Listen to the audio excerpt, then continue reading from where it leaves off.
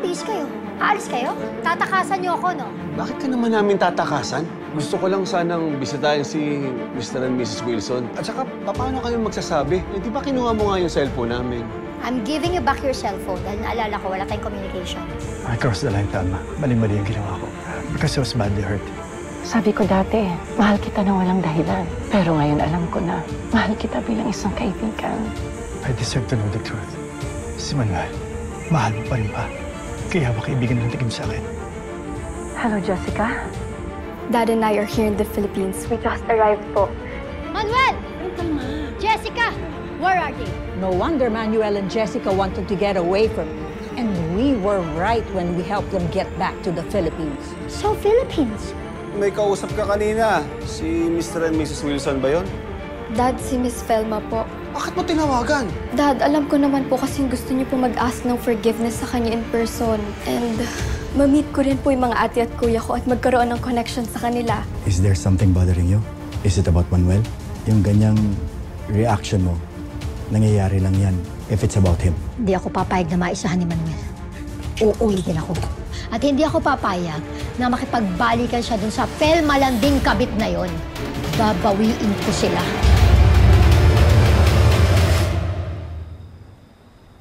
Hello, Mama Ganda.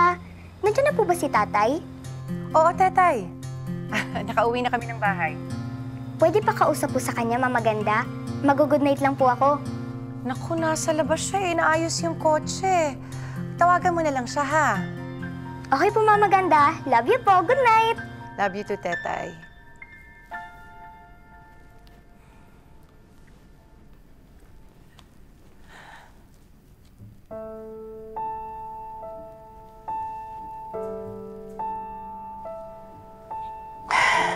Nay? Ano pong problema? Simula po nung mag-usap kayo ni Tito Noah sa resto, lagi na lang po kayong may iniisip. Hindi pa rin po ba kayo okay? Hindi. Tungkol ito sa tatay mo. Po? Bakit po, Nay? Ano po nangyari kay tatay? Andito sila. Sila ni Jessica. Talaga po, Nay? Bumalik na po si tatay? Nay, puntahan po natin sila, please. Gusto ko po silang makita. Bunso! Sorry po, Nay. Hindi ko lang po kasi mapigilan sarili ko kasi ito na po yung matagal kong gusto, yung matagal ko na pong pinagpe-pray. Yung makita ko na po si tatay. Nay, huwag po kayong mag-worry. Secret lang po natin to. Hindi po natin ipapaalam kila ate at kuya.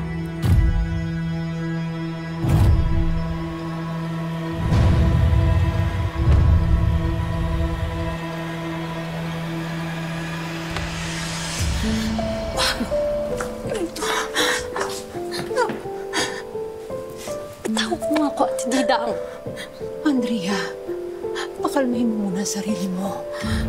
Dahil pag sumugod ka ng galit ka, magkakagulo na naman kayo.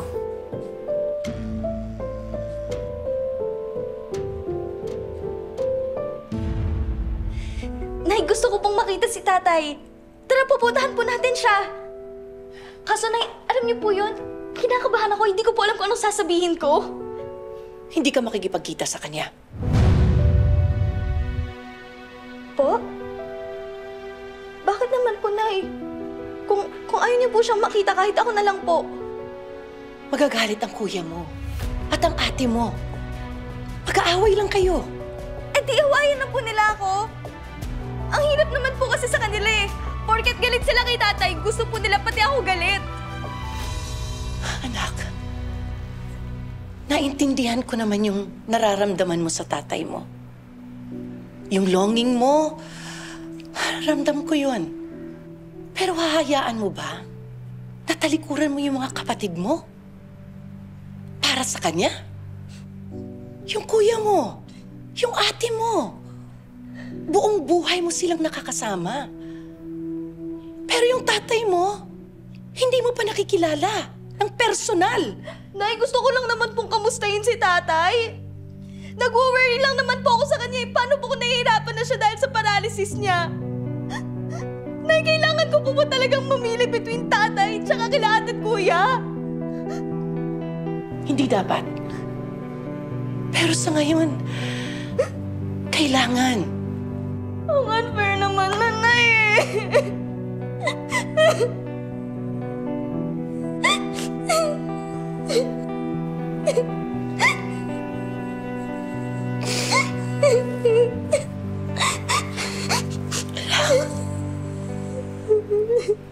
Unfair talaga ang buhay.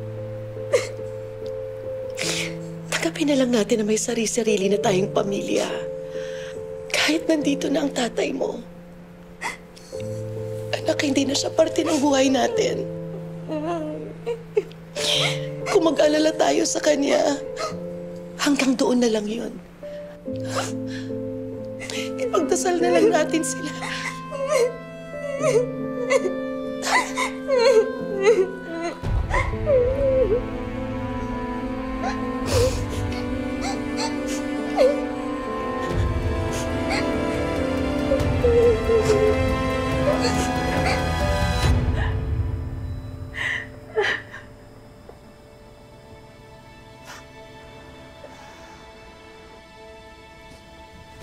Ba't kumiyak?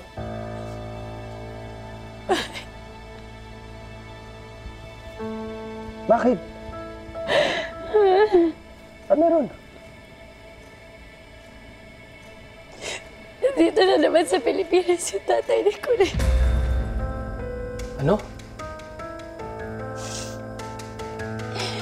At alam nila, nanay, sinisikreto lang nila sa atin.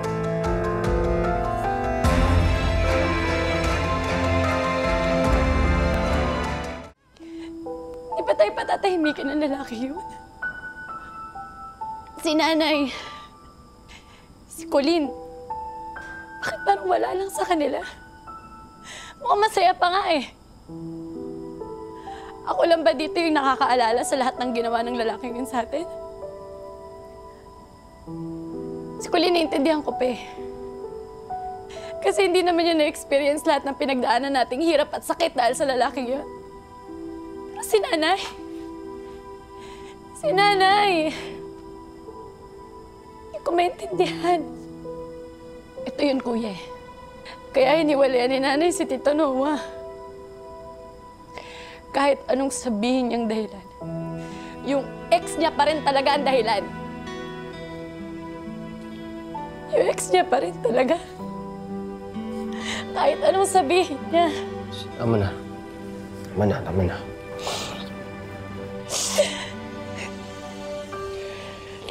Hindi natin hayaan magkita sila, ha? Hindi pwede, hindi dapat.